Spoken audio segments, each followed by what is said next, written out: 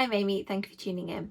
I'm super excited to make this video because I've had a lot of fun putting this TBR together. I think September and October, what I think of as spooky season, are my favourite months to choose my reading, because even though I read creepy books all year round, I think that this is the time when I really commit to reading plenty of horror, some cozier books as well, but all that have either an autumnal feel or that are perfect for that kind of creepy time of year. So let's get to it. First off, we have the YA Book Club pick, Anna Dressed in Blood. I chose this one, there wasn't a vote. The reason for it being that there is a new edition of Anna Dressed in Blood being published with a gorgeous new cover, and Kendara Blake has agreed to do a really exciting giveaway. We're going to be giving away a signed copy of the new edition of the book, and I'll have more details about that to come soon.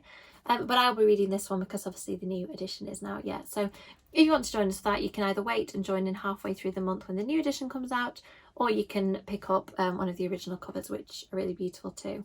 So if you don't know anything about this book, Anna Dressed in Blood is a ghost who is well known for having really murderous tendencies, and a young man called Cass is a ghost hunter, and he goes to the house in an attempt to kill Anna, and the relationship ends up taking an unexpected turn instead. It is brutal and creepy and gory and fun, and has a gorgeous relationship in it. Highly recommended.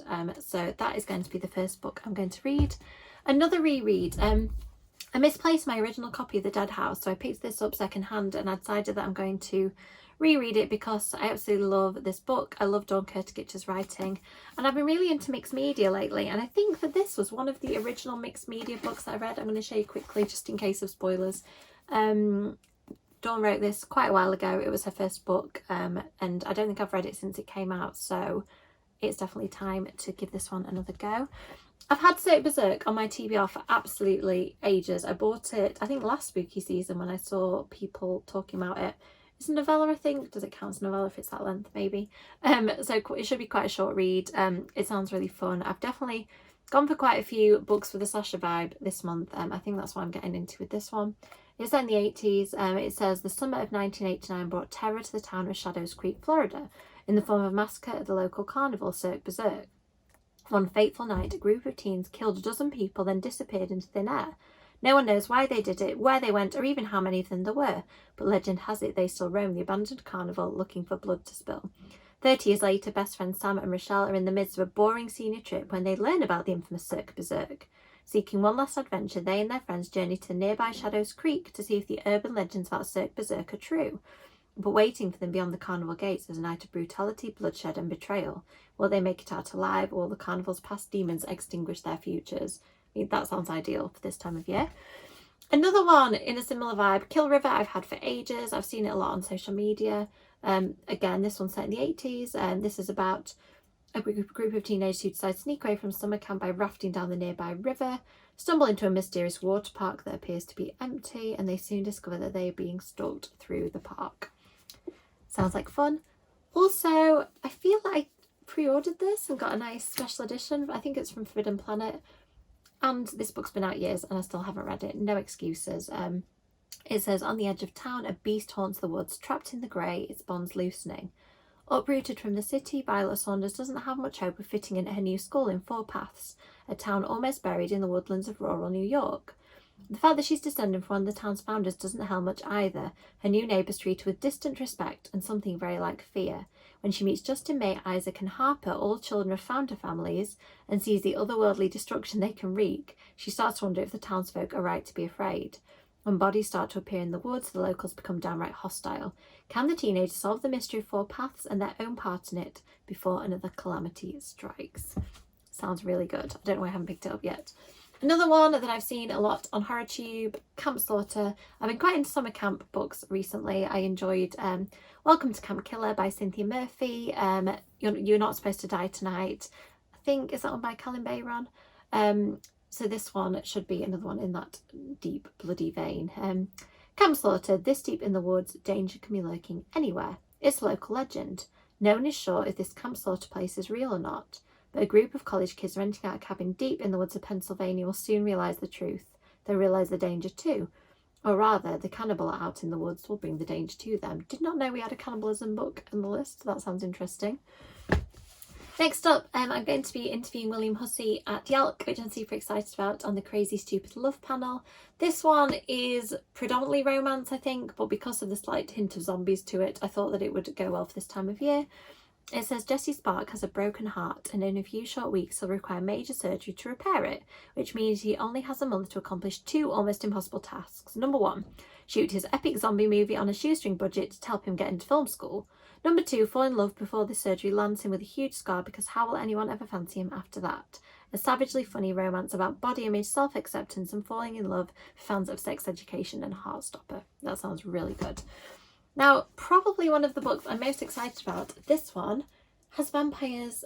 Come on, vampires! Urgh, nasty! And it's a Western as far as I know. I haven't read The Hacienda, which is another book by this author that I know is super popular. I'm not going to read the blurb of this one just because I'm feeling hype even without knowing that much about it. I mean, the title, the cover, everything, it gets me excited. So this is probably one of the first ones I'm going to pick up this month. Next, another one in the kind of B-movie feel vibe, The Cotton Candy Massacre. The book you're about to read is an account of the tragedy that occurred at the reopening of Bonkin's Bonanza one day in the summer of 1989. Some came looking for fun, like Candy Barton and her best friend Lee. Others, like Rocky Rhodes and Sully Sullivan, came looking for a second chance. Instead, they would find a twisted, funfetti nightmare. For many of the thrill seekers and families visiting Bonkin's Bonanza, that day would be their last, and the events that unfolded would go on to become infamously known as the Cotton Candy Massacre. Sounds great. I think I'm going to need some lighter books to balance out some of this dark, bloody mayhem. So Cackle by Rachel Harrison is one that I picked to do that. This, I think, is an adult romance. It's witchy. I don't know much else about it but from that, so let's read the blurb. All her life, Annie has played it nice and safe. After being unceremoniously dumped by a long-time boyfriend, Annie seeks a fresh start. She accepts a teaching job that moves her from Manhattan to a small village upstate. Her new home is picturesque and perfect. The people are all friendly and warm. Her new apartment is lovely too, minus the oddly persistent spider infestation. Then Annie meets Sophie. Beautiful, charming, magnetic Sophie, who takes a special interest in Annie, who wants to be her friend. More importantly, she wants Annie to stop apologising and start living for herself. That's how Sophie lives. Annie can't help but gravitate towards the self-possessed Sophie, wanting to spend more and more time with her, despite the fact that the rest of the town seems a little afraid of her. And okay, Sophie's appearance is uncanny and ageless. Her mansion in the middle of the woods feels a little unearthly, and she does seem to wield a certain power. But she couldn't be, could she? That sounds fun. I like it. Kind of a practical magic, charmed sort of vibe.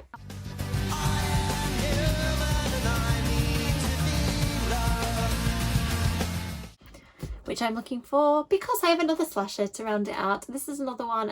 I think it was Kelsey from Simon Slashers who brought my attention to this one, as well as other HorrorTubers. I love the pink cover, pink spine. It says, candy is dandy, but the liquor is quicker. I'm really not sure where this is going to go. Let's find out. Everyone at Pritchett High wants an invitation to the senior scavenge. In 2020, Violet Warren and her friends are the lucky ones. 8 girls will break into the Poison Apple Carnival after hours for a scavenger hunt. Then, at sunrise, they'll gather for a celebration in honour of their upcoming senior year. But someone else has another game planned. Minutes after the girls sneak into the carnival, a madman in a rubber mask begins slashing his way through the group, and Violet quickly realises his motives are personal. As she watches her friends die in a series of increasingly bizarre attacks, she must fight to survive whilst trying to answer the question, what could she have done to earn a fast pass for a roller coaster ride straight to hell?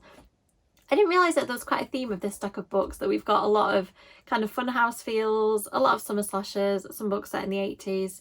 Super excited about that. Let me know in the comments if any of the books sound like something you would be interested in, or if you've read them before. If there are any that you think I would like, please let me know too. As always, likes and subscribes are appreciated. And before we go, I just wanted to mention something else that is happening in September. My YA anthology that I co-curated with Mia Kuzhnia is coming out, called A Taste of Darkness. So if you want to check that out and you want to add a spooky horror anthology by UK YA authors to your TBR, then let me know in the comments too if you're excited about that. Thank you so much for watching, and I'll see you in the next video. Bye!